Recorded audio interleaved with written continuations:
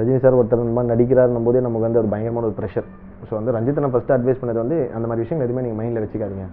அந்த கேரக்டர் என்ன டிமாண்ட் பண்ணுது, எதிர்க்க இருக்கிறதும் இந்த படத்தில் இருக்க ஒரு கேரக்டர். ஸோ உன் கேரக்டர் என்ன டிமாண்ட் பண்ணி உன் கேரக்டர் அந்த சீனில் என்ன பண்ணுது அவர் என்ன அதுதான் மட்டும் மைண்டில் வச்சு நீ பண்ணு, ரஜினி சார் அந்த மாதிரி யோசிச்சிடாதீங்க அப்படின்னு சொன்னார்.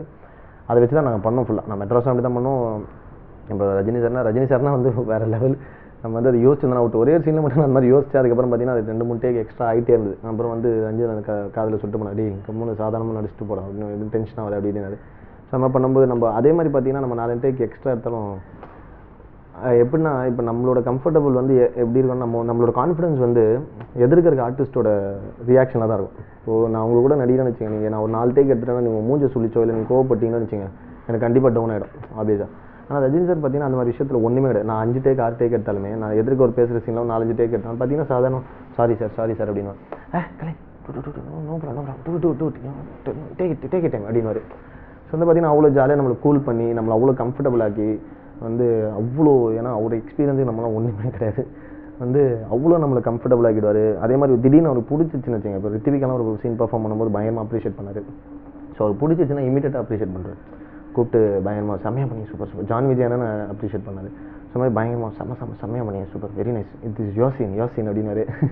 நீங்கள் வந்து இந்த ஸ்கின் நீங்கள் தான் ஸ்கோர் பண்ணுறீங்க அப்படின்னு ரொம்ப தன்ஷிகாவை அப்ரிஷியேட் பண்ணார். தினேஷ் எல்லாருமே வந்து அவர் வந்து அது யோசிக்கவே மாட்டார். வந்து நம்ம இவங்ககிட்ட பேசணுமா பேசக்கூடாது, அவரோட ஸ்டாண்டர்டுக்கு அப்படிலாம் எதுவுமே இல்லாமல் நம்ம அவர்கிட்ட ஒரு கேள்வி கேட்டாலும் நம்மகிட்ட 10 கேள்வி கேட்பார். ஸோ அது மாதிரி it makes uh so feel comfortable. வந்து ஒன்றுமே உங்களுக்கு தோணாது. ரஜினி சார்ன்றவர் கூட அது மைண்ட்லேயே வராத அளவுக்கு அவர் பார்த்துப்பார். இந்த ஒரு சாதாரணமான ஒரு மனுஷனோட நம்ம இருக்கோன்ற மாதிரி இடம். ஒன்றே ஒரு விஷயம் தான் இந்த படத்தை நான் பயங்கரமாக மிஸ் பண்ணேன். ஏன்னா சின்ன வயசுலேருந்தே ஒரு நேரில் பார்க்கணுன்ற ஒரு வெறித்தனமான ஒரு ஆசை. நம்ம நிறைய தேட்டரில் போய் பார்த்து விசில் அடிச்சிருக்கோம். இதனால் காலேஜில் சஸ்பெண்ட் ஆகிருக்கோம், ஸ்கூல்லலாம் அடிலாம் வாங்கிடுவேன். நான் சின்ன வயசில் போய்ட்டு முடியெலாம் அப்படி ஷேவ் பண்ணலாம் வந்துடுவேன். வந்து ஸ்கூல் போகும்போது முடி அப்படி அமைதியாக விட்டுப்பேன், வெளில வந்துட்டு தூக்கி விட்டு யாருக்கிட்ட அப்படின்ற மாதிரிலாம் பண்ணுவோம். அதனால் அடிலாம் வாங்கியிருக்கேன். ஆனால் இது எனக்கு அவரில் வந்து ஒரு சின்ன விஷயம் மிஸ் பண்ணோம். என்னென்னு பார்த்தீங்கன்னா வந்து பக்கத்துலேயே நடிச்சிட்டு இருப்பார் பயங்கரமாக, நம்ம அதை பார்த்து ரசிக்கவே முடியாது. ஸோ அதனால் வந்து என்ன சில சீன், ஆனால் எல்லா சீனும் பார்த்தீங்கன்னா முக்கால்வாசி சீன்ஸ் அவர் நடிச்சு முடிச்சோன்னு யூனிட்டே விசில் அடிக்கும். வந்து சாதாரணமாக இருப்பார் அமைதியாக. வந்து பார்த்திங்கன்னா அதான் எக்ஸ்பீரியன்ஸுன்றது.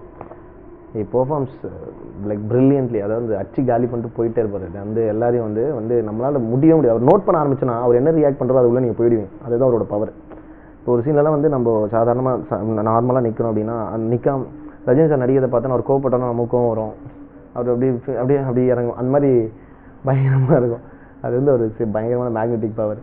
ஸோ வந்து அதை மேக்ஸிமம் ஒரு நோட் பண்ணிக்காமல் வந்து அப்படின்னு இருப்போம். அது மாதிரி சீன் முடிஞ்சாலும் பயமாக விசில் அடிச்சு எல்லாருமே கைத்தட்டி எல்லாமே விசில் அடிப்பாங்க. ரஞ்சித் அண்ணன், ராமலிங்கண்ணா என்ஜாய் பண்ணுவார், முரளி சார் எல்லாருமே வந்து காமெடி பயங்கரமாக பண்ணுவார். அந்த என்னென்னா வந்து ஏன்னா ரஞ்சித் அண்ணன் ரொம்ப உத்து கவனிப்பார். நடித்து முடிச்சுலாம் பார்த்தீங்கன்னா பயங்கரமாக ஃபோக்கஸ்டாக பயங்கரமாக பார்ப்பார். பார்த்துட்டு வந்து 1 more அந்த மாதிரி கேட்பார். 1 more ஆனால் எத்தனை 1 more கேட்டால் ரஜினி சார் வந்து கூலாக பண்ணுவார். அவர் வந்து அவ்வளோ நம்ம ஒரு புது டேரக்டர் நம்மளை வந்து ஒரு 2-3 1 more கேட்குறாரு, 3-4 1 more கேட்குறாரு, நமக்கு வந்து இவ்வளோ எக்ஸ்பீரியன்ஸ் இருக்குன்னு எதுவுமே இல்லாமல் வந்து அவ்வளோ டவுன் டு அர்த்தா நீங்கள் 10 1 more கேட்டாலும் பண்ணுவார்.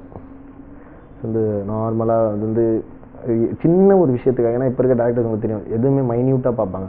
ஸோ வந்து சின்ன விஷயத்துக்காக நம்ம 1 more போகுதுன்னா கூட பொறுமையாக வந்து கூலாக பண்ணலாம் நோ ப்ராப்ளம் அப்படின்ட்டு பண்ணிட்டு போயிட்டே இருப்பார். ரஜினி சாருக்கு எல்லாமே பயங்கரமாக பிடிச்சிருந்தது. வந்து படம் ஃபஸ்ட் டைம் பார்த்து முடிச்சுட்டு ரொம்ப சந்தோஷப்பட்டார்னு நான் கேள்விப்பட்டேன். ரஞ்சித் அண்ணன் சொன்னார் ரொம்ப ஹாப்பியாக ஃபீல் பண்ணார் அப்படின்னு. அதே மாதிரி ட்ரெய்லர்லாம் பார்த்துட்டு அவர் எல்லாமே அப்டேட்டடாக இருப்பார். ஆனால் ஆடியோ எல்லாருக்கும் ரொம்ப பிடிச்சது. சூப்பரில் வந்து ரொம்ப சந்தோஷம் எனக்கு. எப்படி இருக்குது ரெஸ்பான்ஸ் அங்கே சென்னையிலாம், நான் இப்போ ஊரில் இருந்தார் சார்.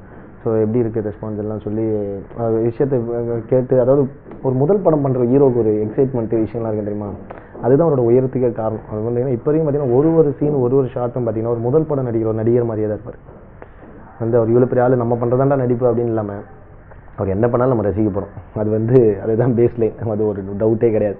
அப்படி இருந்தும் பார்த்தீங்கன்னா அவர் என்ன பெஸ்ட்டாக பண்ணலாம், எப்படி மக்களுக்கு பிடிக்குமா பிடிக்காதா, இது எப்படி எடுத்துப்பாங்க, நல்ல விதமாக எடுத்துப்பாங்களா இல்லையா, அது எதாவது நம்ம இதை சொன்னால் கரெக்டாக இருக்குமா தப்பாக இருக்குமா நிறைய யோசிச்சு ரொம்ப பர்ஃபெக்டாக பண்ணுவார். ஸோ அது வந்து ஒரு உயரத்துக்கு அது ஒரு மிக முக்கியமான ஒரு காரணம். அவரை பற்றி பேசுகிறவங்க நம்ம ஒர்த்தே கிடையாது. பட் இருந்தாலும் ஒரு ரசிகனாக சொல்ல இதை நான் விருப்பப்பட்டேன். இந்த ஃபர்ஸ்ட் ஷர்ட் ஆக்சுவலாக வந்து நான் ரன் பண்ணுற ஸ்கூல் வந்து பார்க்க வருவார். ஸோ அவர் உள்ளே நடந்து போகும்போது பார்ப்பார். ஸோ அவர் கூட நடந்து போவேன், அவ்வளோதான். ஒன்றும் ஃபீட்பேக்லாம் தரல அவர் சார் வந்து. ஏன்னா அவர் நம்மளை பார்த்துட்டு நம்ம அவரை பார்த்து ரசிச்சுட்டு இருந்தோம், எப்படி நடிக்கிறார் அப்படின்னு நம்ம பார்த்து நோட் பண்ணிருந்தோம். என்ன அதாவது ஒர்க்கிங் ஸ்டில்ஸ் போய் பார்த்தோம், எந்த ஃபோட்டோ பார்த்தாலும் அவரை பார்த்துனே இருக்கா, அதான் கிண்டல் பண்ணினாங்களா, யோ என்ன அவரே விரிக்க பார்த்துன்னு இருக்கு, என்னையா பண்ணுறீங்க. ஸோ அந்த மாதிரி நம்ம ஒரு வந்து பார்த்துட்டு இருந்தோம். அவர் வந்து சார் அவர் வேலை உண்டு அவர் உண்டுன்னு இருப்பார். அதை மீறி வந்து யாராவது பண்ணுறது பிடிச்சிருந்தா அப்ரிஷியேட் பண்ணுவார். என்ன வந்து ஃபர்ஸ்ட் ஷாட் வந்து இதாக இருந்தது. உள்ள ஒரு அந்த ஸ்கூலில் பார்க்குறோம் கூட ஒரு கைட் பண்ணி கூப்பிட்டுப்போம். இது வந்து ஆக்சுவலாக மெட்ராஸ்க்கு நம்ம அன்புன்னு ஒரு கேரக்டர் பண்ணது அப்படியே கான்ட்ராஸ்டான ஒரு கேரக்டர். என்னன்னா ஃபஸ்ட்டு விஷயமே வந்து மலேசியன் பிளாட்ஃபார்ம். அந்த மலேசியாவில் இருக்க தமிழர்கள், மலேசியாவோட அவங்களோட மனநிலை எப்படி இருக்கும், அவங்களோட பாடி லாங்குவேஜ், அவங்க பேசுகிற விதம், அவங்களோட ஆக்ஷன்ஸு ரியாக்ஷன்ஸ், அதெல்லாம் இது வந்து ஒரு ப்ரொஃபஸர் மாதிரி ஒரு கேரக்டர். அது இந்த சீக்கிரமாக அந்த கேங்கில் சேர்கிற பசங்க, இந்த ட்ரக் அடிக்ட் ஆகிற பசங்களுக்கு வந்து ஒரு ஸ்கூல் ரன் ஆகிட்டு இருக்கும். அந்த ஸ்கூலில் வந்து நான் ஒரு ப்ரொஃபஸராக இருப்பேன். ஸோ அப்படி இருக்கும்போது அந்த ப்ரொஃபஸரோட ஆட்டிடியூட் எப்படி இருக்கும் அந்த மாதிரி சொன்னார். அதுக்கப்புறம் இந்த ஷேவ்லாம் பண்ணிட்டு கம்ப்ளீட் கான்ட்ராஸ்ட். ஏன்னா நாட் மெட்ராஸ் நம்ம அந்த மாதிரி பண்ணோம், அது வந்து ஓரளவு கம்ஃபர்டபுளாக இருந்தால் நம்ம சின்ன வயசுலேருந்து அதை பார்த்துருவோம்ல, ஓகே. பட் இது கொஞ்சம் ஸ்ட்ரகிளிங்காக தான் இருந்தது. அதுக்காக இப்போ மெட்ராஸுக்கு பண்ண மாதிரி நான் உட்காந்து ஒரு ஒன் வீக் ஒரு 10 days ஒர்க் ஷாப் பண்ணோம். பண்ணிட்டு மலேசியா சம்மந்தப்பட்ட படங்கள் எல்லாம் நிறைய போட்டு பார்த்தோம். அந்த ஊர் ஆளுங்களை சில பேரை வர வச்சு அவங்ககிட்ட பேசணும்.